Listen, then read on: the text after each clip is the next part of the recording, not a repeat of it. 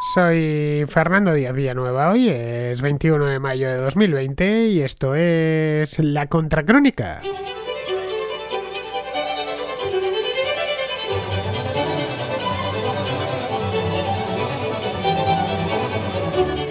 Hace solo 10 días, un pequeño grupo de vecinos de la calle Núñez de Balboa, en Madrid, dejó de aplaudir desde sus balcones, que ha sido lo habitual en España a lo largo de los últimos 2 meses, para hacer sonar sus cacerolas, tanto desde los balcones como desde la misma calle.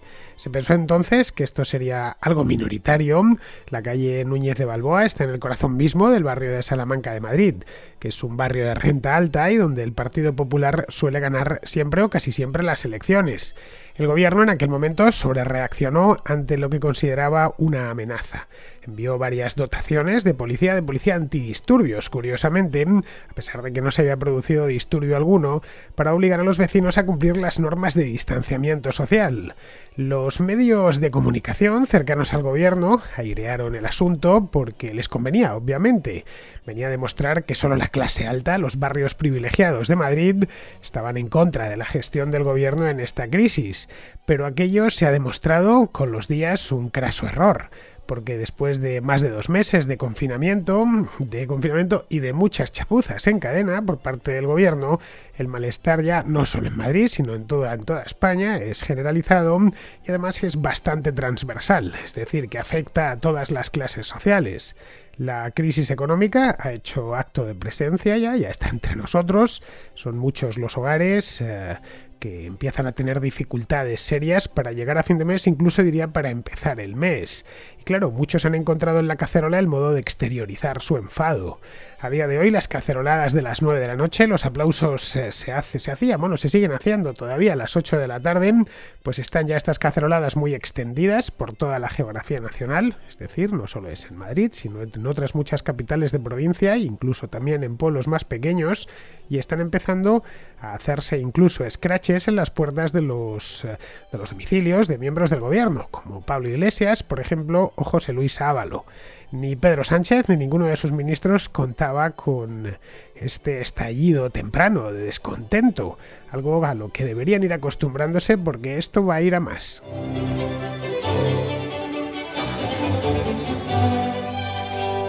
Caceroladas, lo que se dice caceroladas, es algo que empezó relativamente pronto. Yo recuerdo ya que, al menos desde las redes sociales, ya en el mes de abril, algunos pedían que se tocase la cacerola contra el gobierno, y alguno lo tocó, pero vamos, era algo muy minoritario, no pasaba de un gesto individual, por supuesto, y muy puntual, por parte, básicamente, de gente muy politizada. No era ni mucho menos, yo no escuché la primera cacerola sonar en Madrid, bueno, tampoco es que mi barrio sea muy de meterse y de criticar al gobierno, pero bueno, en definitiva, que no había escuchado ninguna cacerola hasta la semana pasada. En aquel momento, de cualquier modo, en el mes de abril, tampoco podía ir mucho más allá esto de las caceroladas. ¿Por qué? Pues porque no se podía salir de casa, y no se podía salir de casa a ninguna hora. No se podía salir, pero solo para ir al supermercado, para ir a la farmacia. Tampoco, pues yo creo que incluso los más politizados no era plan de ir al supermercado con la cacerola en la mano y haciéndola sonar con un tenedor o con una cuchara. Luego, además, nos encontrábamos en el punto álgido de la pandemia. Recordemos, a mediados de abril acabábamos de superar el pico de contagios y de víctimas, y claro, hacer sonar una cacerola desde el balcón, desde la calle, ya digo que era completamente imposible o muy difícil, y desde el balcón pues podía resultar hasta de mal gusto, con la hilera de muertos que se sumaba cada día a causa de la enfermedad. Esa es la razón por la cual, a lo largo de los meses de marzo, pero sobre todo de abril, cuando ya era evidente que el gobierno estaba gestionando esto de manera muy deficiente, pues no hubo caceroladas ni protestas de ningún tipo que no fuesen más allá de las propias que podemos ver pues a prácticamente cualquier hora del día en las redes sociales, sobre todo en redes sociales como Twitter, que tienen un contenido político mucho mayor que otras. También se pueden ver en Facebook y algo menos, bastante menos de hecho, en Instagram, que es una red, digamos, más amable. Pero bueno, que digamos que la queja era un poco menos que virtual. Se llegó incluso en el mes de abril a organizar una manifestación en un canal de YouTube que fue un completo éxito. Creo que llegaron a tener como 500.000 de personas conectadas al mismo tiempo. Era un run que existía ya a mediados del mes pasado y que tan pronto como se ha permitido salir a la gente a la calle, pues ha mutado de la fase virtual a la fase real.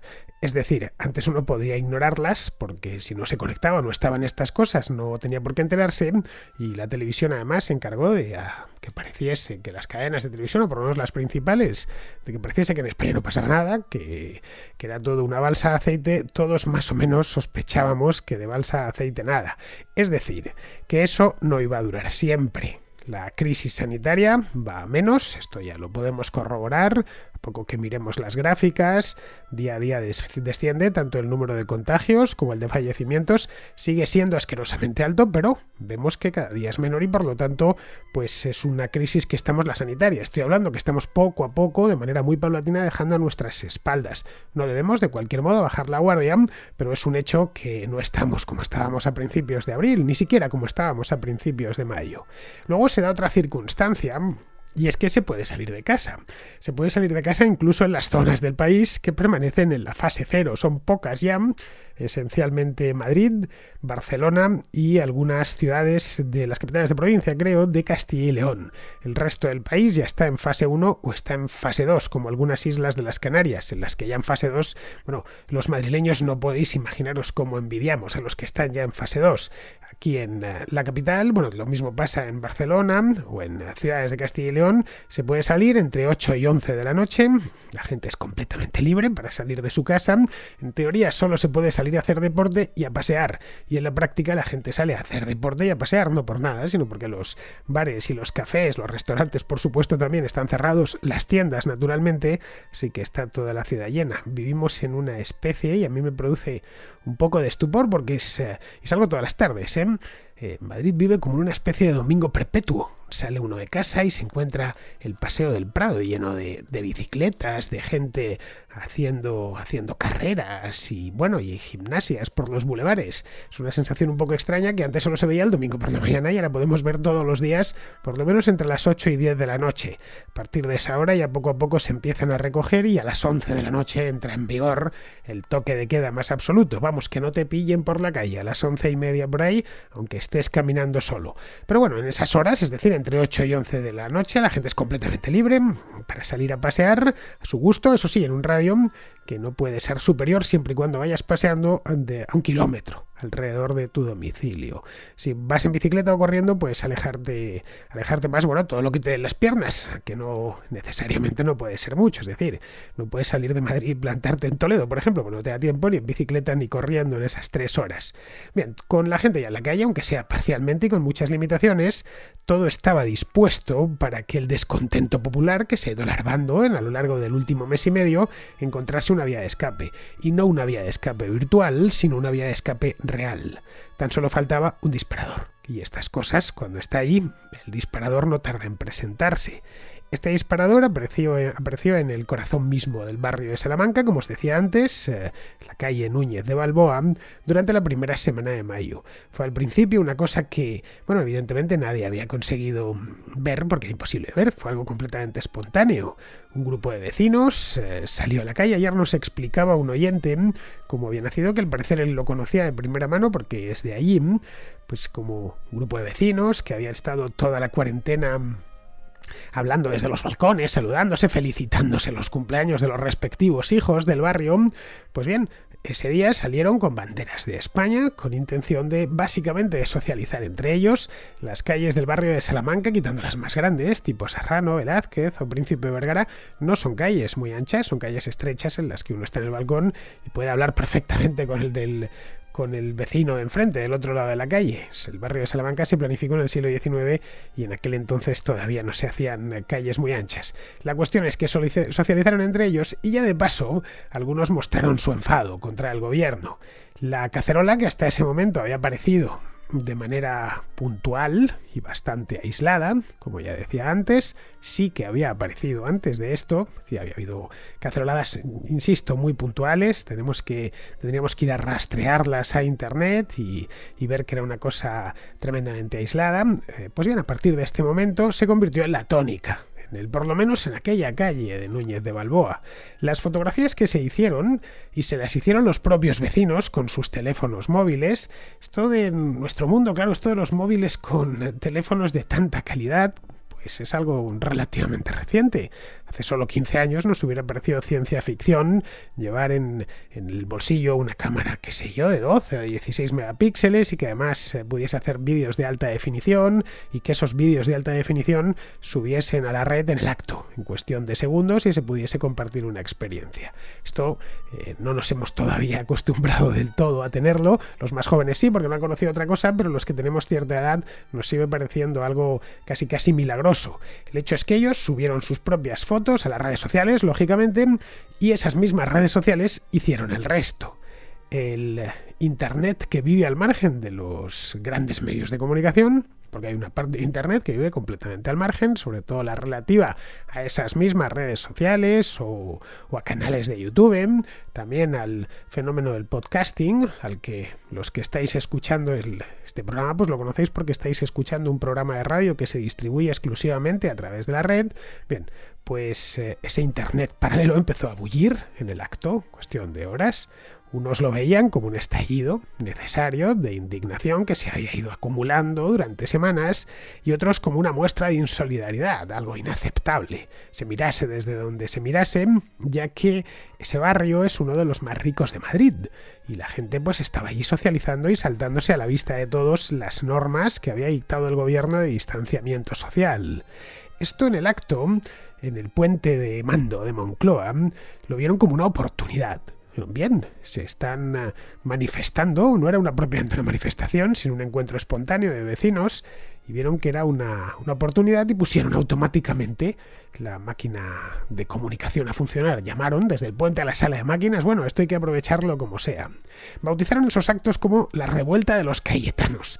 Creo que ya todos los españoles sabemos exactamente qué es un cayetano. Yo la verdad es que lo desconocía hasta hace 4 días. Y cargaron sobre ellos con saña. Los cayetanos, al parecer, yo ayer no lo sabía, ya me lo habéis explicado, es por una canción de un grupo español de rock que se llama Carolina Durante. Una canción de hace un par de años, es decir, que es una cosa bastante reciente, en el que en esa canción pues el grupo en cuestión se mofa de lo que llamábamos tradicionalmente los niños pijos, que viven en buenas casas a las afueras de la ciudad y demás. Y bien, cargaron desde los medios afines al gobierno, cargaron sobre ellos. Esto es una revuelta de cayetanos, de gente privilegiada, que protestan porque quieren ir de compras al Corte Inglés y que, por supuesto, no hay que olvidarlos, son ricos, viven completamente ajenos a la tragedia nacional que está enfrentando el gobierno.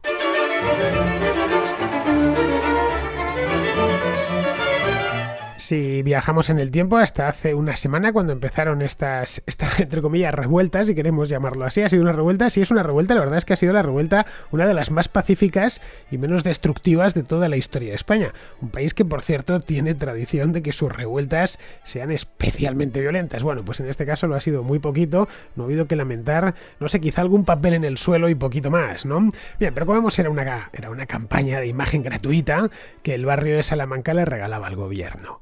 Tan solo había que apretar un poquito más y tratar que otros barrios de, entre comillas, privilegiados, es decir, otros barrios de renta alta y por lo general votantes del Partido Popular, hay unos cuantos en Madrid, lógicamente, el barrio de Salamanca no es el único, eso pasa en todas las ciudades del mundo, no sé, barrios como La Piovera, por ejemplo, Aravaca o Pozuelo de Alarcón, en este caso no es un barrio, ya es un municipio aparte, bueno, pues que saliesen en tromba para atacar al gobierno. Y era perfecto, de hecho, el segundo día que se podía ver a gente de alguno de estos barrios con sus banderas de España y sus cacerolas, venía a confirmar lo que habían dicho los terminales mediáticos del gobierno. Esto es una revuelta de cayetanos, los ricos madrileños, que son unos insolidarios por naturaleza y que, pues eso mismo, quieren criticar al gobierno que está haciendo lo posible y lo imposible con tal de acabar con este problema, ¿no?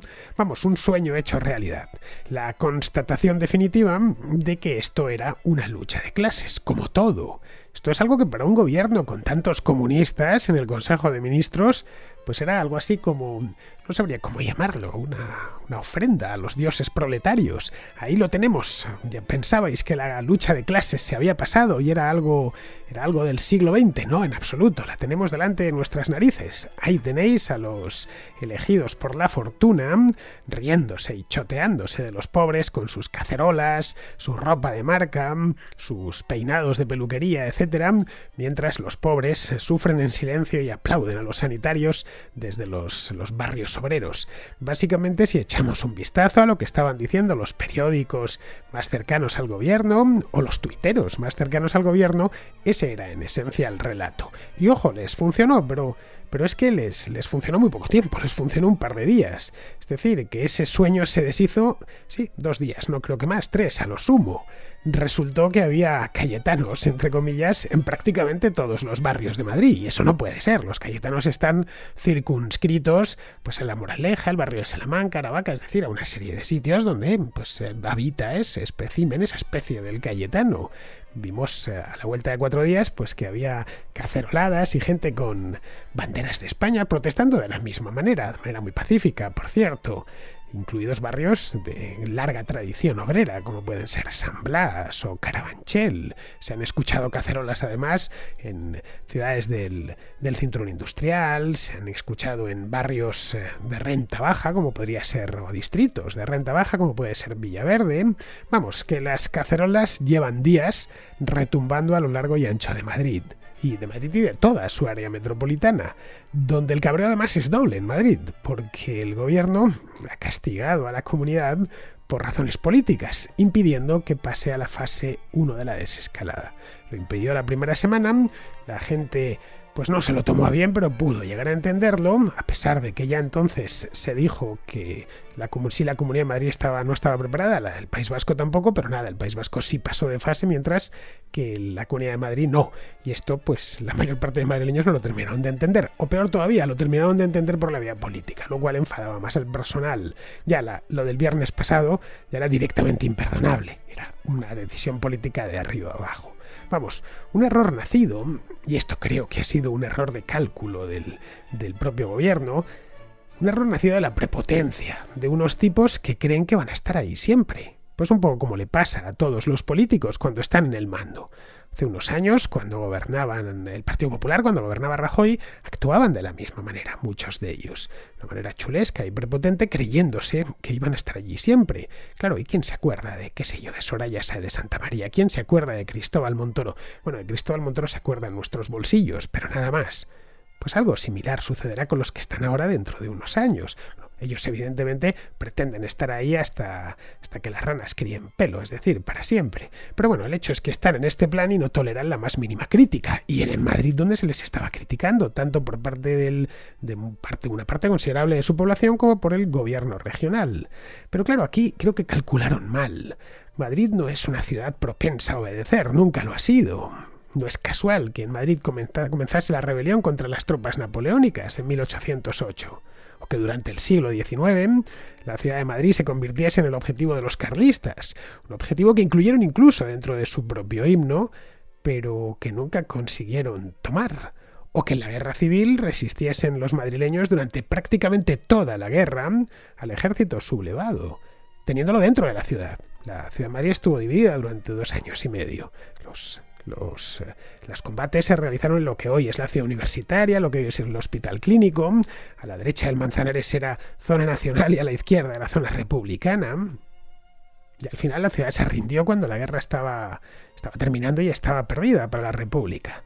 Vamos, que son demasiados siglos los que la había soportado los chuleos y los desmanes de la corte, como para que los madrileños no hayamos desarrollado una suerte de reacción instintiva contra un poder que aquí en Madrid se percibe bastante cercano y siempre asfixiante.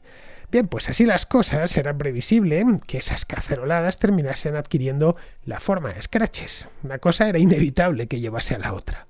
Esto pasó pues esta misma semana que termina ahora. El más famoso de todos estos scratches ha sido el que algunos vecinos de Galapagar han hecho frente al chalet de Pablo Iglesias. Creo que todos hemos visto las fotografías, incluso los vídeos del chalet, que, sirviéndose de lo mismo, de las redes sociales y demás, pues al final ha terminado, creo que menos en la televisión, al que esta historia ha llegado de manera muy marginal. Todo el que tenga un teléfono lo habrá recibido lo ha visto en Twitter o lo ha recibido a través de WhatsApp. En España los scratches son perfectamente legales, lo digo por si acaso alguno piensa que hacer eso es ilegal, no lo es en absoluto. Son legales siempre y cuando no medie una agresión. En ese caso evidentemente que son ilegales, porque eso ya no es tanto un scratch como una agresión directa, y tampoco puede mediar una amenaza expresa. en fin, del tipo, no sé, como salgas te abrimos la cabeza o una cosa así. Eso evidentemente no lo contempla la ley. Eso es una amenaza, de nuevo, no un escrache. Escrache, por cierto, la Real Academia de la Lengua, como se empezó a utilizar tanto esa palabra en el año 2012-2013, la Real Academia, que recoge lo que hablan los hablantes, pues lo terminó incorporando al diccionario. La palabra en cuestión nos la trajimos de Argentina. En Chile tienen también escraches, pero allí los llaman funas. Bien, es un argentinismo como tantos otros que tenemos en el español peninsular. Bien, en Galapagar no se han dado ninguno de los dos extremos, es decir, no ha habido agresión, por supuesto que no, tampoco ha habido amenazas expresas, como esa que os he dicho, de como salgas te abro la cabeza, nada de eso. Así que los vecinos están en su perfecto derecho de cacerolear la puerta del chalet, si es que logran acercarse a la puerta del chalet, que no es el caso. Por lo menos desde hace un par de días el Ministerio del Interior ha dispuesto una escolta, yo creo que desproporcionada para el tamaño de la amenaza, porque ni siquiera los escrachadores eran muchos, pero que había varias unidades de la Guardia Civil, no sé si 6 o 7 automóviles de patrulla con sus respectivas dotaciones, que se suman pues a esa caseta de vigilancia 24 horas que está atendida, que se instaló delante de la casa de Pablo Iglesias hace ya un par de años. A ver, a mí escrachar las viviendas particulares no me parece una buena idea. Las viviendas particulares de cualquiera, no solo de los políticos. Me parece que es legal y está bien que lo sean, pero también es de mal gusto. Los hijos de Pablo Iglesias no tienen culpa alguna de lo que hayan hecho sus padres. En este caso digo sus padres porque los dos se dedican a la política y los dos son ministros. Pero claro, tampoco tenía culpa alguna la familia, no sé, de Soraya Sáez de Santamaría cuando la escracharon de la puerta de su casa, cerca de Televisión Española, o Alberto Ruiz Gallardón, o Cristina Cifuentes. No sé, por citar solo algunos de los políticos del PP que fueron inmisericordiamente escrachados frente a sus familias, pues hace solo 7 años, no estamos hablando de tanto. En aquel entonces Iglesias defendía ardorosamente este tipo de protesta. La denominó en perfecta neolengua perdoflautesa, para el caso, como jarabe democrático de los de abajo. Supongo que lo recordaréis. Luego tuvo un tuit que me pasaron ayer, en el que dice, lo tengo delante, el tuit, es exactamente este tuit, os digo la fecha, es del día 12 de abril de 2013. En el que dicen, los escraches son un mecanismo democrático para que los responsables de la crisis sientan una mínima parte de sus consecuencias. No sé, yo creo que Iglesias se ha tenido que comer sus palabras, pero no quiere darse por enterado. Pero horas después del escrache frente a su chalet, señaló con el dedo en La Sexta, advirtiendo que, y esto es textual, mañana le puede suceder a Ayuso o a Espinosa de los Monteros, que es de Vox. Recordemos que este caballero no es un cualquiera, es vicepresidente del gobierno y se sienta en el CNI. Imaginemos que Soraya Sáez de Santamaría hubiese amenazado veladamente, o casi directamente, en 2013 a Pérez Rubalcaba, que en paz descanse, con enviar una turba vociferante para vengarse a la puerta de su casa. No sucedió porque no podía suceder. Un miembro del gobierno no puede arrastrarse por el barro de ese modo. Y si desea hacerlo, que podría darse el caso, porque el cuerpo se lo pide, qué sé yo, pues debería salir inmediatamente del gobierno, ya para dar satisfacción a su espíritu tumultuario, pero no se puede estar en un sitio y en el otro. No se puede estar en misa y repicando, poner una gloria a Dios, una vela a Dios y otra al diablo, que es un poco lo que está tratando de hacer Iglesias. Lo que no se puede hacer bajo ningún concepto es amenazar a la oposición desde un despacho ministerial. Las protestas van a ir a más y esto tienen que empezar a asumirlo y a convivir con ellas. Ahora se quejan, con razón, por cierto, de la gestión de la crisis sanitaria, pero es que mañana lo harán por la crisis económica y su corolario de desempleo y de pobreza. En fin, yo creo que no haría mal Iglesias y todo el gobierno de poner su lengua a enfriar un poquito, de meter la lengua en un vaso con agua fría, un par de cubitos de hielo, porque lo peor está por llegar.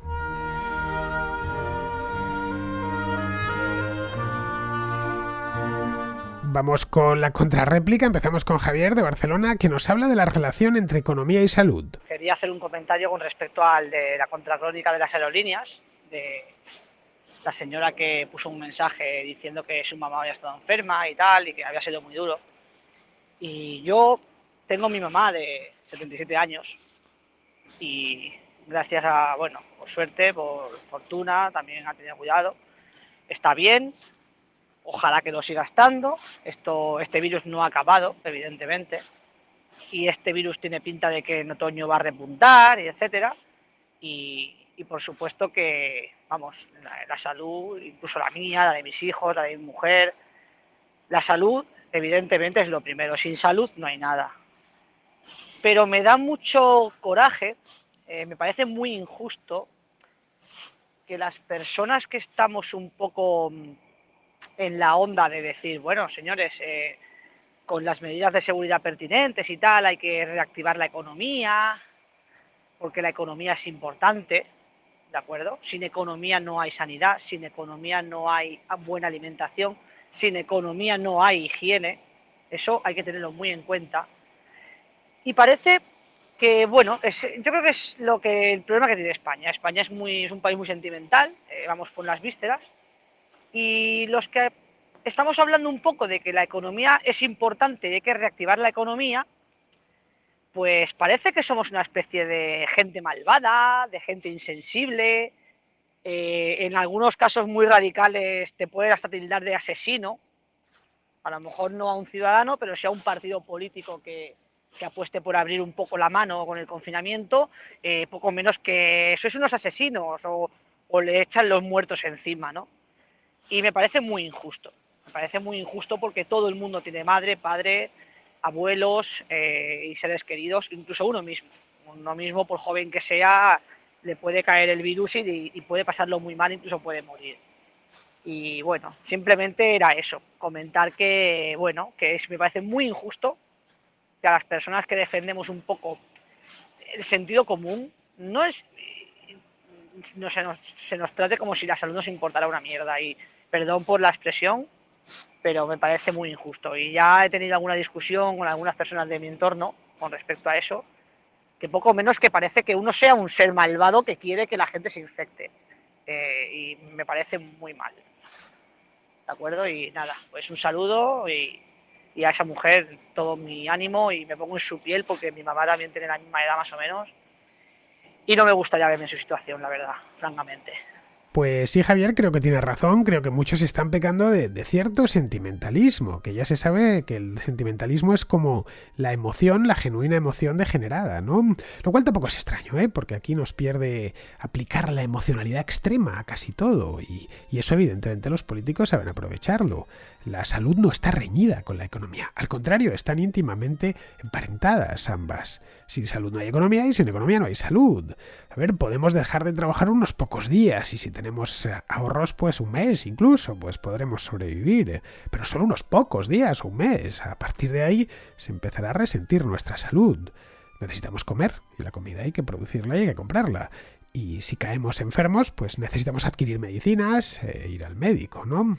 Ni las medicinas se recogen de los árboles, ni los médicos y las enfermeras pues viven del aire. Yo creo que una cosa no existe una disyuntiva entre ambas. Las dos van de la mano.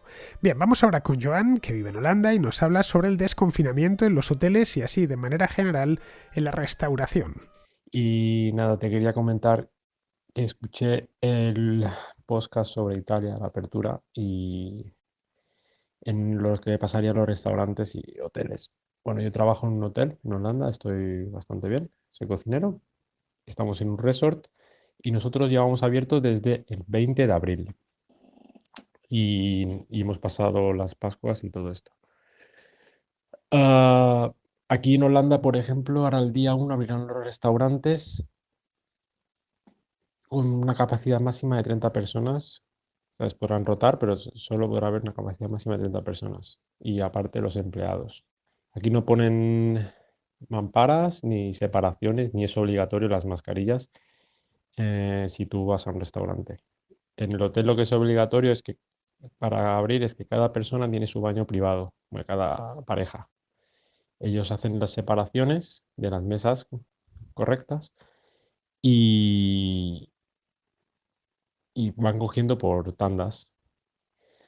Nosotros en el trabajo que tenemos, en el sitio que estoy, en dos salones, entonces pueden repartir todavía más. Y tienen, tienen tienen que respetar todos las distancias. Bueno, ayer hicimos 140, por ejemplo.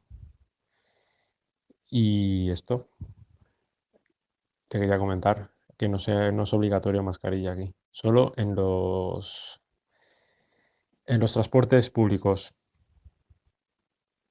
Y a partir del mes que viene, el día 1 de junio, es obligatorio, si tú tienes síntomas que son de constipado y tal, hacerte un test. Y hay centros especiales para que tú vayas a partir del 1 de junio, si tú te sientes con, con ese problema. Porque en Holanda ellos no te obligan a hacer test y tal. No, si tú te sientes mal, pues vas. Porque la gente hace esto, es lo razonable. Y lo que no entiendo es lo que está pasando en España, por ejemplo. Bueno, esto es la diferencia que te quería comentar con lo que tú decías de que pasa en Italia o la apertura de restaurantes, bla, bla, bla, bla. Bueno, pues aquí en Holanda es así ya. Y nada, un saludo y esto. En hoteles y restaurantes las medidas de distanciamiento me temo que van a ser muy gravosas, especialmente para los locales pequeños, como hablaba el otro día en la contracrónica sobre Italia, porque en un local pequeño las medidas de distanciamiento social, pues poco menos que es imposible aplicarlas. Debajo de mi casa hay un café que está muy bien, por cierto, y me gusta mucho ir a él, pero que es una miniatura, es un lugar que estando lleno hasta arriba no entran más de, ¿cuánto? 10 personas, 11 a lo sumo y apretados, así que este café yo la verdad es que lo veo complicado que pueda sobrevivir, porque es que además tampoco tiene terraza. Le han reducido tanto la capacidad que eso pone en riesgo la rentabilidad del local. Y claro, en un restaurante, pues en un café tampoco puedes imponer el uso de la mascarilla a los clientes, porque necesitan la boca para comer o para tomarse el café. Es un tema bastante delicado que me da la impresión que va a ocasionar la quiebra de muchos restaurantes y de cafés pequeños sin terraza. Bien, vamos ahora con Frank, que nos habla de SpaceX y su próximo lanzamiento tripulado. Y desde hace algún tiempo, tus podcasts son la compañía habitual para los cafés de la mañana. La verdad que sin ellos no es lo mismo. Recientemente escuché la noticia sobre el primer lanzamiento tripulado de la compañía SpaceX, el día 27 de mayo, que será la primera vez que una empresa privada ponga a una persona en el espacio. Y esta mañana he tomado el café escuchando tu podcast sobre Elon Musk con Ricardo Faso, por lo que me he decidido por primera vez a hacer un aporte a la contra.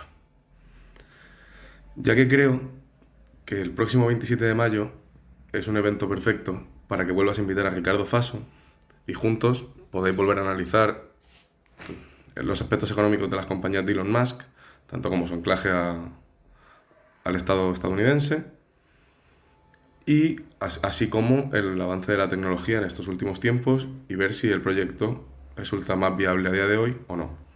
Muchas gracias por tus contras, son un placer escucharlas. Pues mira, ese programa me sorprende que se siga escuchando todavía. Es un programa que hice con Faso, pues no sé, hace 3 años, no sé, quizá 3 años y pico. Pero bueno, no creo que haya que cambiar gran cosa de lo que dijimos entonces. El modelo de negocio de SpaceX sigue siendo exactamente el mismo. Se trata, hoy por hoy, de un contratista del gobierno estadounidense como cualquier otro. La cápsula Dragon, que ahora la van a hacer tripulada, pero vamos, la van a volar con unos astronautas dentro, hasta ahora ya existía. Esta es una cápsula que fue concebida hace 10 años para abastecer a la Estación Espacial Internacional. ¿Por qué? Pues porque el transbordador espacial estaba a punto de jubilarse. Se jubiló creo que el año siguiente, en 2011. Desde 2012 se ha empleado para subir carga a la estación, no sé ni cuántas Dragon han volado, pero muchísimas, por encargo de la NASA, que contribuyó a su desarrollo con dinero contante y sonante, extraído por supuesto del bolsillo del contribuyente, y que paga religiosamente cada uno de los envíos, también con dinero del contribuyente. Hay otra nave de carga que abastece la Estación Espacial Internacional, que se llama Cygnus. Esta la desarrolló Northrop Grumman, que es un contratista de defensa tradicional. Bueno, los de Northrop fueron quienes desarrollaron el B-2 Spirit, este bombardero tan futurista que es invisible al radar. Los europeos tienen también, que una parte de la Estación Espacial Internacional es europea, otra estadounidense, otra japonesa y otra rusa. Pues los europeos, la ESA mejor dicho, la Agencia Espacial Europea, desarrollaron también su propia nave de carga, que se llama TV, y esta lo que hicieron fue encargársela a un conglomerado de empresas europeas. Estaba Alenia, estaba Daimler, bueno, al final lo capitaneó todo Airbus, que tiene una subsidiaria dedicada a la defensa y al espacio. Así que, como ves, Fran, No hay nada especial en SpaceX, nos puede maravillar sus avances tecnológicos y está bien, pero vamos, su modelo es exactamente el mismo que cualquier otro contratista. Bueno, esto sin tener en cuenta, evidentemente, pues la máquina inagotable de publicidad y de hype mediático que es Elon Musk. Aunque bueno, en su caso, y esto sí es cierto, en el caso de Elon Musk, él está especialmente entusiasmado con esto del espacio. Bien, seguimos con Manuel, que nos explica el género gramatical de la COVID-19. Hola, Fernando. Mira, te quería hacer una observación con respecto a un tema lingüístico. Como sé que eres una persona que eres muy purista en ese tema y le gusta hablar bien y con precisión, te quería comentar que en algunas ocasiones te he escuchado mencionar la enfermedad COVID-19 como el COVID-19. Y bueno, solo te quería decir que en principio el artículo debería ser femenino y debería referirse como la COVID-19, porque el acrónimo proviene de coronavirus disease, ¿no? de enfermedad, que en español es femenino, y el 19 del año en que se detecta, ¿no? Y entonces sería, rigurosamente hablando, pues es más preciso hablar en términos de la COVID, como la enfermedad, ¿no? Que genera el virus coronavirus, ¿no? O SARS coronavirus 2. En fin, solo comentarte eso. Me encanta tu programa y sigue ahí. Muchas gracias. Pues sí, Manuel, sí, sé que es en femenino, pero claro, al ser una enfermedad nueva y una palabra nueva, aún no tenemos claro, no solo yo. Verás que la confusión es bastante común, el género al hablar. A veces digo la COVID y otras veces se me escapa lo del COVID. Lo correcto, de cualquier manera, es decir la COVID, como decimos la varicela o decimos la escarlatina. En español casi todas las enfermedades son de género femenino, pues la enfermedad, luego dices ya el nombre de la enfermedad. Los síndromes, sin embargo, son de género masculino, género gramatical, quiero decir. Síndrome de el Parkinson, decimos el Alzheimer, pero bueno, para que concuerde, evidentemente, nuestra lengua funciona así. De todas maneras, ya le podrían haber puesto otro nombre. Eso de COVID es feísimo. Parece el nombre de una inmobiliaria. Venga, me pones eso de COVID-19 en un cartel a las afueras de Madrid y lo primero que pensaría es que se trata de una promoción de unifamiliares con piscina y pista de pádel, en serio. En fin, vamos a ir terminando ya, vamos con Pizarro, que nos habla de la crisis de las aerolíneas. Volver a volar con permiso, sin miedo al destino, con seguridad sanitaria y a un precio asequible, parece una realidad lejana. De todas maneras, confiar en la capacidad de adaptación de las compañías aéreas está justificado, pues ya se han avenido a muchos y duros avatares. En todo caso, necesitan un proceso de rescate, deuda, paro y cierre durísimo. El futuro de la aviación es incierto y da la sensación de que se va a transformar el volar desde lo que es ahora, que es un transporte, a lo que fue un viaje, por precio, por tiempo y por experiencia. Un cordial saludo de Pizarro. Con esto, queridos amigos, damos por concluida la contra de hoy, jueves 21, y bien, mañana no habrá contra, mañana no habrá contracrónica, mañana lo que habrá es contrahistoria. La tenéis, los que escuchéis esto a través de iVoox, la tenéis en el canal vecino, los que lo hagáis a través de YouTube, la tenéis en el mismo, así que hasta mañana, amigos.